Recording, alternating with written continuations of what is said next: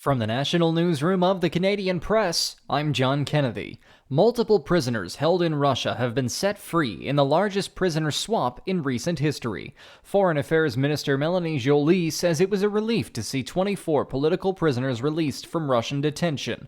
Canadian-born Paul Whelan, honorary Canadian citizen, and Russian opposition leader Vladimir Kara-Murza, Wall Street Journal reporter Evan Gershkovich, and journalist Alsu Kurmasheva were among the prisoners released to the U.S., Canada, and European nations. Prime Minister Justin Trudeau called their freedom long overdue, noting the fight for free political expression in Russia is far from over. Parks Canada officials say more than 245 people have been rescued from Jasper's backcountry. A massive wildfire last week forced 25,000 people to flee the town site and its national park. Charles Vantanagel says he was hiking with his family when they saw smoke near Old Horn Mountain. I've never seen anything like it. This is my first experience with all this stuff. And it was amazing, like how big and how white, and how active the cloud was. The plumes of smoke coming up, right, and how quickly it was forming was intense.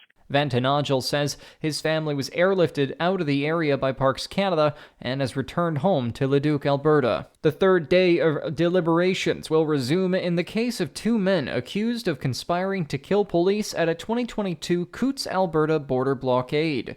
Yesterday's full day of discussions by the jury into the guilt or innocence of Anthony Olenek and Chris Carbert failed to produce a verdict. Both men are facing a conspiracy to commit murder charge, as well as a mischief over $5,000 and possession of a weapon for a dangerous purpose, while Olenek faces an individual charge of possession of a pipe bomb. The chief of Williams Lake Indian Band says it's hard to describe how massive the landslide that dammed up the Chilcotin River in BC's Caribou region is. Willie Sellers flew over the site on Wednesday and Thursday and says the lake behind the dam has now doubled in size one day to the next. The water just continues to build, and it's eventually going to get to this place where it starts overtopping the slide. And all the experts and all of the calls and the feedback that we continue to hear is nobody really knows what is going to happen. If the dam bursts, BC's Emergency Management Minister Bowen Ma says it could trigger evacuation alerts along the river and the connecting Fraser River for hundreds of kilometers. This year's Legacy Awards will be hosted by Vancouver-based actor Adrian Holmes. The Welsh-born star of Bel Air says he's excited to give back to the country where all of his dreams started. The show features performances, awards, presentations, and tributes honoring both established and emerging Black Canadian talent. Submissions are now open for the Fan Choice Digital Content Creator Award that will be given out at the Legacy Awards on September 29th. This is the Canadian Press. In sports, Montreal's Félix Auger-Aliassime will face another tough test on Friday in the semifinal of the men's tennis singles tournament at the Paris Olympics. Auger-Aliassime will face Spain's Carlos Alcaraz, ranked third in the world, according to the ATP.